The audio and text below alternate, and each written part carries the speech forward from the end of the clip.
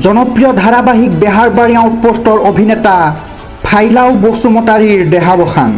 অসমৰ এজন জনপ্ৰিয় অভিনেতা ফাইলাও বসুমতাৰীৰ ইতিমধ্যে মৃত্যু হৈছে। এই মুহূৰ্তত আমি এক অতি শোকাবহ ঘটনাৰ খবৰ লৈ আহিছোঁ। জনপ্ৰিয় ধাৰাবাহিক বেহাৰবাৰী আউটপোষ্টৰ বসুদাখ্যাত অভিনেতা ফাইলাও বসুমতাৰীৰ মৃত্যু হৈছে।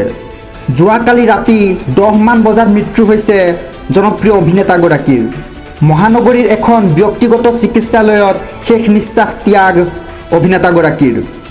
বসুদা বুলি ক'লে অসমৰ ইটো প্ৰান্তৰ পৰা সিটো প্ৰান্তলৈ চিনাকি আছিল ফাইলাও বসুমতাৰীৰ।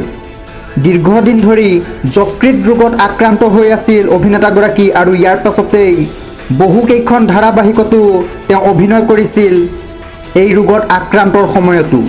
আৰু বিশেষকৈ ক'বলৈ গ'লে বেহাৰবাৰী আউটপোষ্টৰ এজন অভিনেতাৰ ইতিমধ্যে মৃত্যু হৈছে। বহুকেইখন ধাৰাবাহিকৰ লগতে বহুকেইখন চিনেমাতো অভিনয় কৰিছিল বসুমতাৰীয়ে। আৰু এতিয়া জনপ্ৰিয় অভিনেতাগৰাকীৰ মৃত্যুত এটা শোকৰ ছাঁ পৰা দেখিবলৈ পোৱা গৈছে। বসুদা বুলি ক'লেই অসমৰ ইটো প্ৰান্তৰ পৰা সিটো প্ৰান্তলৈ চিনাকি আছিল ফাইলাও বসুমতাৰীৰ। আৰু সেইজন অভিনেতা দীৰ্ঘ সময় ধৰি যকৃত ৰোগত আক্ৰান্ত হৈ আছিল। আৰু ইয়াৰ পাছতেই যোৱাকালি এই বেয়া খবৰটো আহিছে যে বসুদাখ্যাত ফাইলাও বসুমতাৰী আৰু আমাৰ মাজত নাই। মহানগৰীৰ এখন ব্যক্তিগত চিকিৎসালয়ত শেষ নিশ্বাস ত্যাগ কৰিছে জনপ্ৰিয় অভিনেতাগৰাকীয়ে।